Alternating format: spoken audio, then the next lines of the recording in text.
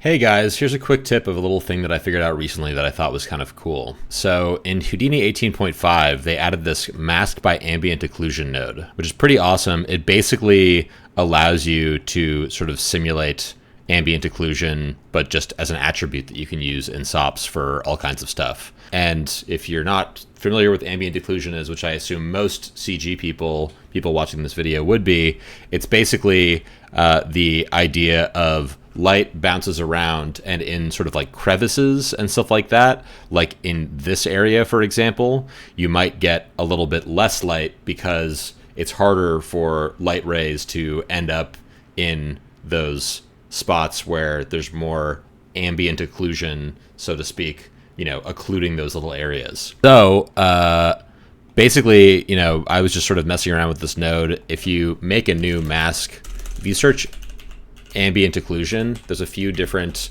ambient occlusion nodes. One's for volumes, one's a labs one, and one is this mask by ambient occlusion, which you don't need labs for. And, by default, it will just generate this mask attribute in here. You can visualize it.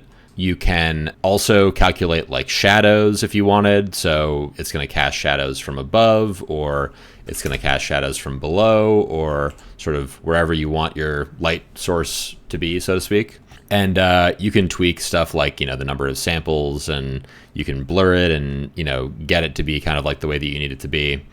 And just thinking about kind of cool stuff you could do with this, I was trying to think about how I could sort of like inflate something but kind of have it like collide with itself. So if you use this mask by ambient occlusion and you sort of displace your geo along the normals using the n normal attribute, and then you sort of like mask that by the mask, and you can kind of like tweak the scale of like how much you want to do that. If you just do it once, so I'm doing it in this for each loop here, but if you just do it once and you play with this slider, you'll see like, yeah, we're getting some nice kind of inflation where it's sort of avoiding these edge areas.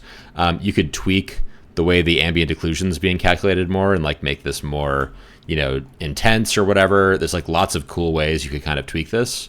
And then in a for each loop, you can, like have it like run the iterations over and over again and recalculate the ambient occlusion and then displace, and then recalculate the ambient occlusion and then displace, which of course also you can just do in a solver, which is really fun. And, if you just do that in a solver on its own, and then also I use this labs fast remesh just to quickly be able to get it to sort of like remesh each frame also, so that like polygons don't break and stuff as it expands. And you hit play, and I'm also using the shadow calculation, like having, obviously it's only going to grow up because this, light source is above. And you get this cool kind of growth pattern that looks like sort of like mushroomy in a way.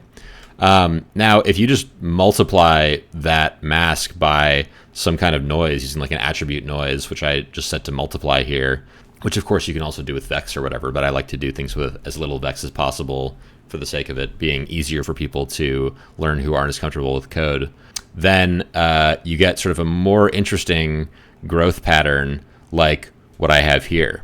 So I'm going to share this example file, but yeah, there's a lot of sort of fun stuff that can be done here and played with. And, if you ever need to think about like, how could I sort of expand or inflate something while getting it to sort of like avoid colliding with itself, this is a pretty clever way to do it, I think. So check this file out, play around, see if you can come up with any cool stuff. If you do, let me know, and enjoy. Thanks so much.